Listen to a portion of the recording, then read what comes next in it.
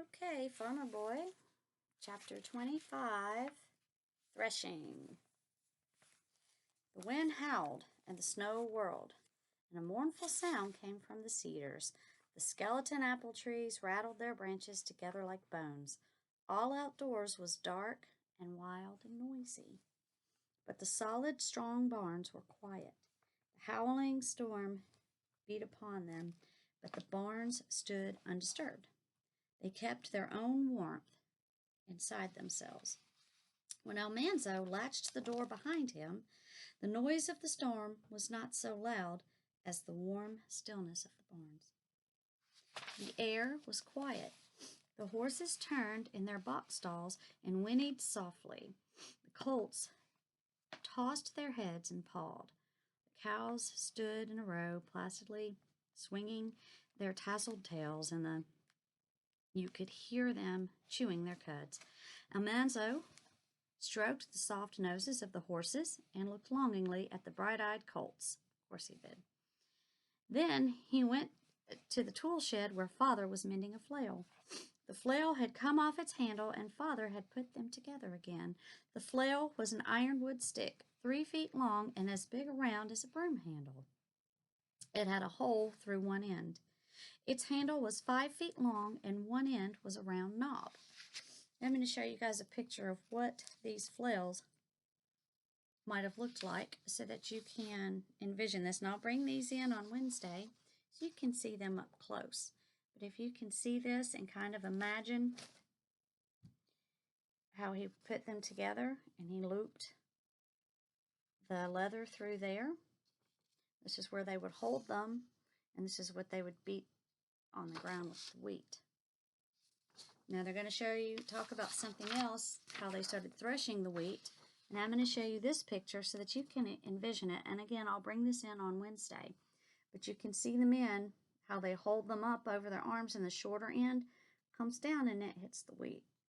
One at a time. This guy and then that guy. Good? Now I'm trying to find my place again, just so you can get a visual. It was hard for me to understand. I couldn't really get a visual because these are old-fashioned tools, antiques by now at this point, right? And so I had never seen them before, and I couldn't envision what they might be looking like. So now I know. Father put a strip of cowhide through the hole in the flail and riveted the ends together to make a leather loop. He took another strip of cowhide and cut a slit in each end of it. He put it through the leather loop on the flail, and he pushed the slits over the knobbed end of the handle. The flail and its handle were loosely held together by the 2 leather loops, and the flail could swing easily in any direction. Almanzo's flail was just like Father's, but it was new and did not need mending. When Father's flail was ready, they went to the south barn floor. There was still a faint smell of pumpkins, though the stalk had eaten them all. A woodsy smell came from the pile of beech leaves, and a dry, strawy smell came from the wheat. Outside, the wind was screeching and the snow was whirling, but the south barn floor was warm and quiet. Father and Almanzo unbound several sheaves of wheat and spread them on the clean wooden floor. Almanzo asked Father why he did not hire the machine that did threshing. 3 men had brought it into the country last fall, and Father had gone to see it. It would thresh a man's whole grain crop in a few days. That's a lazy man's way to thresh, Father said. Haste makes waste, but a lazy man would rather get his work done fast than do it himself. That machine chews up the straw till it's not fit to feed stock, and it scatters grain all around and wastes it. All it saves is time, son, and what good is time with nothing to do? You want to sit and twiddle your thumbs all these stormy winter days?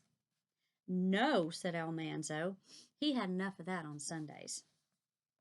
And I don't know about these machines, and I would like to find a video for y'all to see what these threshing machines were, the earlier ones that they're talking about. because we have a motto at our house. We're not lazy, but our motto is work smarter, not harder. But back then, things were different, and machines like that were new and not improved. So I would like to see a video of that. Okay. They spread the wheat 2 or 3 inches thick on the floor. Then they faced each other, and they took the handles of their flails in both hands. They swung the flails above their heads and brought them down over the wheat. Father struck, then Almanzo's, then Father's, then Almanzo's. Thud, thud, thud, thud. It was like marching to the music on Independence Day. It was like beating the drum. Thud, thud, thud, thud. The grains of wheat were shelling from their little husks and sifting through the straw. A faint, good smell came from the beaten straw like the smell of the ripe fields in the sun. Before Almanzo tired of swinging the flail, it was time to use the pitchforks. He lifted the straw lightly, shaking it, then pitched it aside. The brown wheat grains lay scattered on the floor. Almanzo and Father spread more sheaves over it, then took up their flails again. When the shelled grain was thick on the floor, Almanzo scraped it aside with a big wooden scraper. All that day the pile of wheat grew higher. Just before chore time, Almanzo swept the floor in front of the fanning mill. Then Father shoveled wheat into the hopper while Almanzo turned the fanning mill's handle. The fans whirred inside the mill, a cloud of chaff blew out its front, and the kernels of clean wheat poured out of its side and went sliding down the rising heap on the floor. Almanzo put a handful into his mouth. They were sweet to chew and lasted a long time. He chewed while he held the grain sacks, and Father shoveled wheat into them.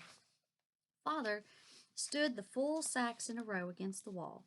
A good day's work had been done. "What say we run some beech nuts through?" Father asked. So they pitched beech leaves onto the hopper. And now the whirring fans blew away the leaves, and the three-cornered brown nuts brown nuts poured out. Almanzo filled a peck measure with them to eat that evening by the heater. Anybody know what a peck measure is? Look it up and tell me when I see you next. Then he went whistling to do the chores. All winter long, on stormy nights, there would be threshing to do. So it wasn't just that day, they did it all winter. When the wheat was threshed, there would be the oats, the beans, the Canada peas. There was plenty of grain to feed the stocks, plenty of wheat and rye to take to the mill for flour.